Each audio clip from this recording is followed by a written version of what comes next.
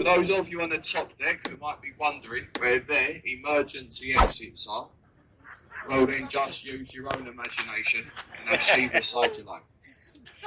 A lady was asking me as I was boarding if we could do a little commentary on our way down river. Now I can't do this for you. I'm just standing at the back. I will try my best to point out a few places in the form of a live commentary. Now folks, I'll start just ahead on our right. We've got the London Eye. This is London's biggest tourist attraction. It was opened up in the year 2000 and it is 450 feet tall. Surrounding the wheel there are 32 pods, and that is a pod for every borough of London.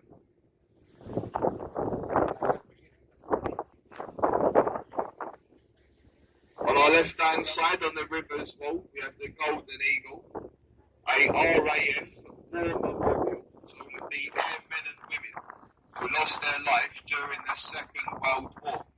At the beak of that eagle, it faces towards the shores of northern France, where many of those young airmen and women will very sadly lose their lives. The River Humber. They brought her upriver to be a floating art gallery, but she went bust after only 2 years. As you can all see today, she's a floating pub. She made more money in the first month of her being a pub than the previous 2 years of her being an art gallery. It does well a very old tradition we have on this boat. It said if you wave to the people crossing over, this first bridge that they wave back to, it says to be 5 years of good luck. So that's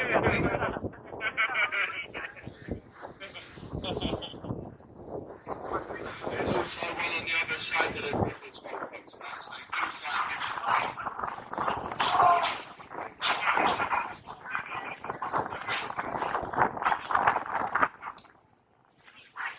You do pay that family to stand up there and waving at people. They do a fantastic job. And that is Cleopatra's Needle. It was given to us by a very grateful Egyptian government, and that was over the defeat of Napoleon at the Battle of the River Nile. Those stone needles, they were made in pairs. The other one is found in Central Park, New York. If you look just behind the needle, the building with the green roof and the flagpole, this is the back entrance to the world famous Savoy Hotel. So like I say, we've got to quickly few more people up. After this stop we should be direct down to St. Catherine's for the tower. The World War, and that was by female labour. All the men were away fighting for their country. The ladies of London, they were left at home to construct the bridge. The ladies did face it with a very expensive, self-cleansing Portland stone. So every time it rains in London, the face of the bridge, it receives a thorough wash.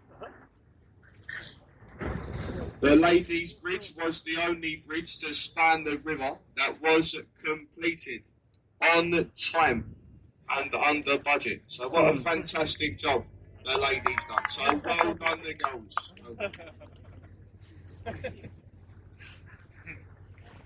I mean, of course, there was a man in charge of it all. He thought he was anyway. Now through Waterloo Bridge on our left-hand side, behind the trees, the building with the green dome on top, Somerset House, built for the Dukes and the Earls of Somerset. It was once in that building where they kept all birth, death and marriage certificates. I'm afraid to say that today it's home to a criminal organisation, and they like to call themselves the Inland Revenue. That's their headquarters. Now folks, how's it going so far? Can everyone understand me okay? Yes. There's the head on our left, we've got the white ship, it's got the yellow funnel. This is the HQS Wellington. It was once a steam before the New Zealand Navy. Today we're floating over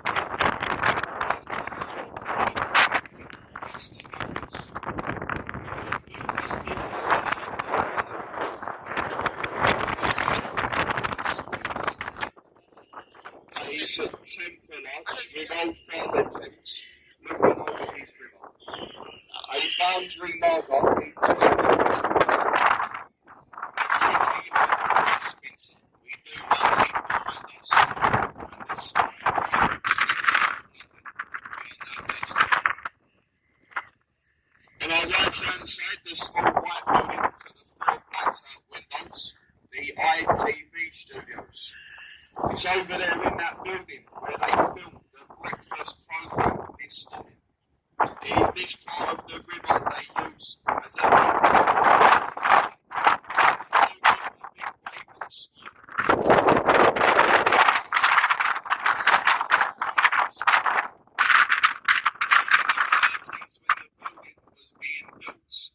advertisement along the banks of the river. It was actually illegal, and that's because the Thames is deemed a royal highway. As you can see, they look so confident. They very cleverly got around that law, and they incorporated their logo into the window frames. Open roof. This is the old City of London school for boys.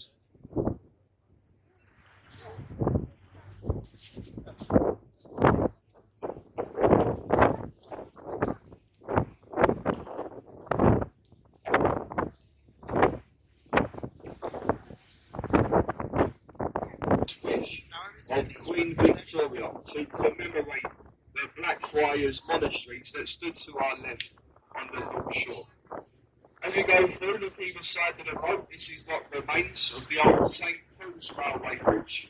The modern trains became too heavy, they took the top half down, they left the support columns in place, and that was in fear of disturbing the foundations of the other two bridges. The tide is now flooding into London. It will flood into London for 5 hours. It will reach the high water mark, the GreenWich line on the river's fault. It will roughly reach that point, change direction again. It will then start to ebb out to the North Sea. Goes out to sea for roughly 7 hours. A rise and fall of between 6 to 7 metres of water, and that is twice a day. Of the large dome and golden cross of St Paul's Cathedral, designed by Sir Christopher Wren, said to have been his masterpiece. It took them 35 years to complete. That was in 1710.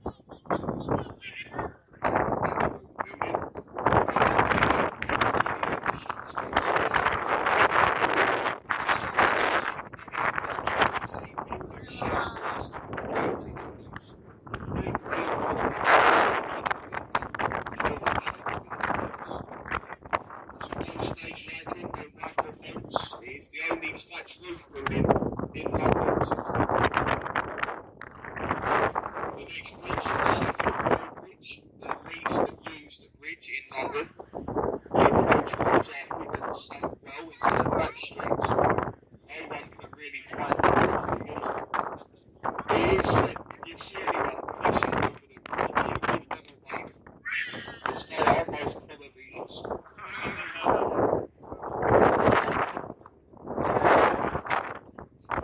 1615, so it's over 400 years old. Shakespeare, he used to hire the attic of that pub as a dressing room for his actors before performing at the old Globe Theatre. Look on our left though, you see the building that gets larger as it goes up. Look right to the very top of it. You can just about see people standing up there. There's a viewing platform called the Sky Garden, and it's completely free to enter. If you want to go up there, all you've got to do is book online a few days in advance. You can sometimes just turn up on the day. We've got a bar and restaurant up there and all sorts, so it's well worth a visit. I mean, you could go on the other side of the river up to the Shards viewing platform. Of course, it's a lot higher up, so I think it's £40 an adult to go there. The next bridge is the famous London Bridge. It caved into the stonework either side of us. It was sinking into the mud.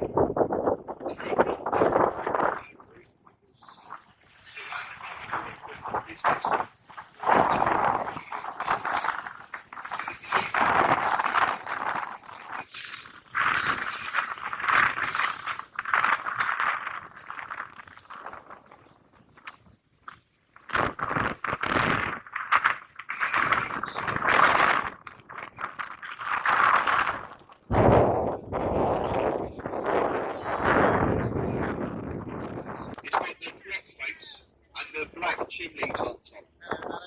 This building is Water Guard's house, the headquarters of our country's customs and excise. Any illegal contraband taken from our country's ports, like alcohol, cigarettes, and both, they are then burnt in the incinerators and they are said to be destroyed. Now, folks, I've been working on this river now for 5 years this year, and I've never seen a puff of smoke coming out of those chimneys. However, it is strongly rumoured that their Christmas parties, they are phenomenal.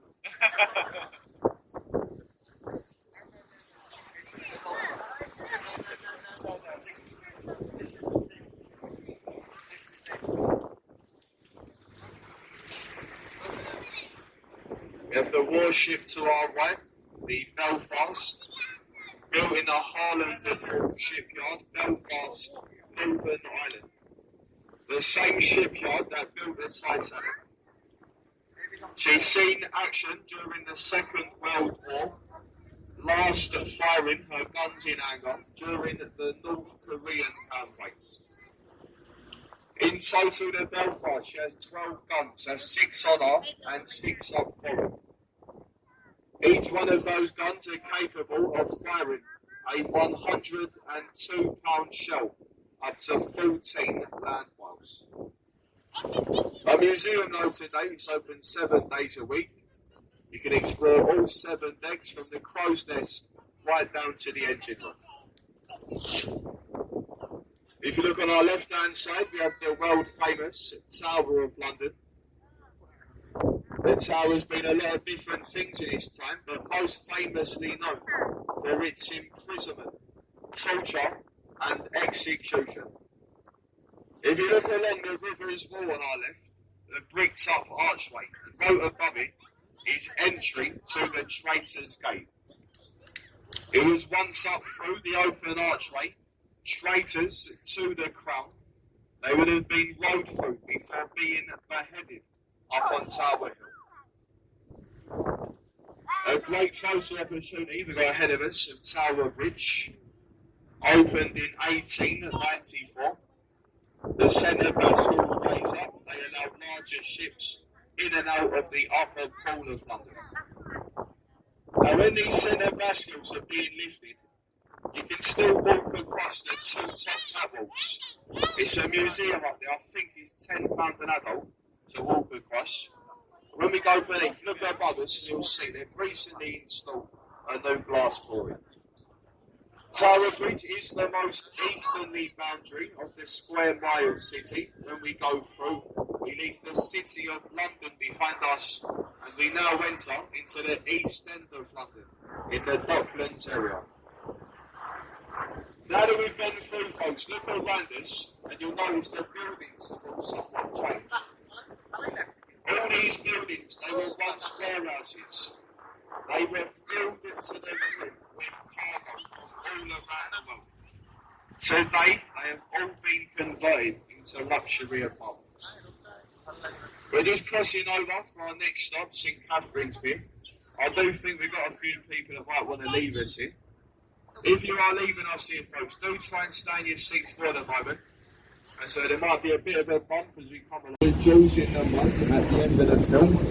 and also where Bill Sykes fell to his death. That is all exactly the same as Dickens' times.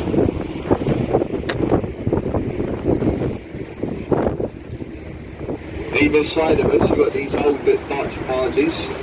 What a lot of people are doing today, they're going out to Holland. They buy these just to moor their boat there.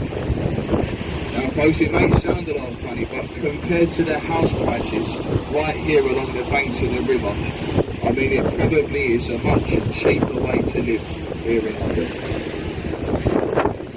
On our right hand side, Chambers Wharf in Bermondsey. You're going to see a lot of these work sites up and down the river today. What they're doing is they're constructing a new sewer system. The Victorian sewer system can no longer cope with the current population. That's what they're doing at the moment. They're building a bigger one. It's going to run parallel with the river. It's called the Thames Tide Gate.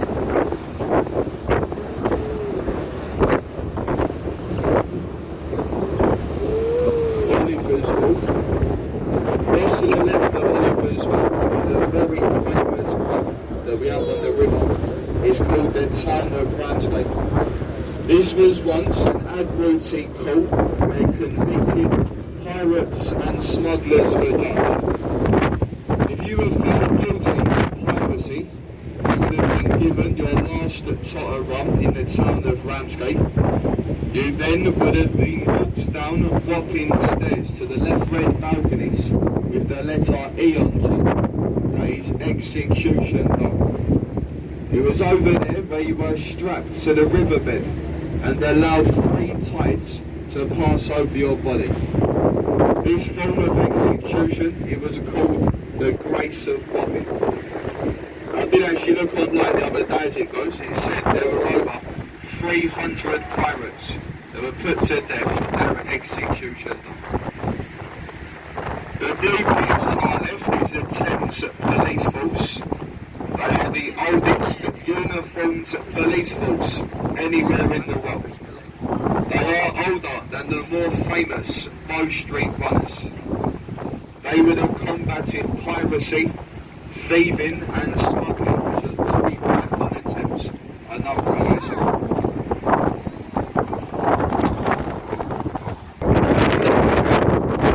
And that's named after the pirate to have been executed at the Grace of Wapping.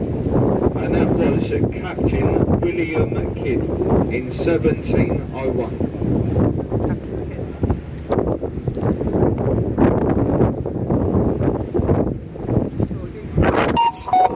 See the American and the British flag flying just outside of a little white pub called the Mayflower. Named after the Mayflower pilgrim ship that set sail for Rotherhithe Hill White with 18 Rotherhithe men. The ship sailed around to Plymouth to pick up the Pilgrim Fathers. It then went in search for the New World we now know today as America. You see the small blue building on our right, to the left of that is Pilgrim's Park. If you look carefully over there, just on the other side of that wall, there is a statue of a man and a boy. In the hands of the boy is a book, and wrote down in the book are all the names of the Rotherhithe men.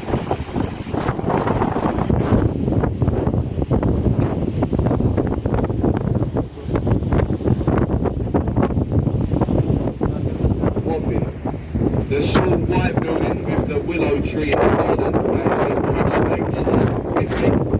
This is the oldest registered riverside pub we have on the Thames. This pub dates back to 1570. And the folks behind the trees, the orange and the apartments, is the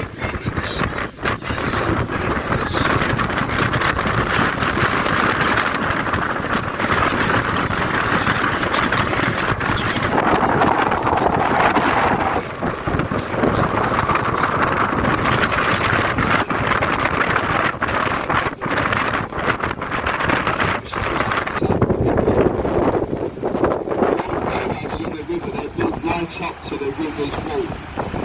It's like that way so the tugs and barges would have come right alongside, deliver their cargo through the loopholes and be away in the same time. Look on top of the building, the word roof, you're going to see a lot of it up and down.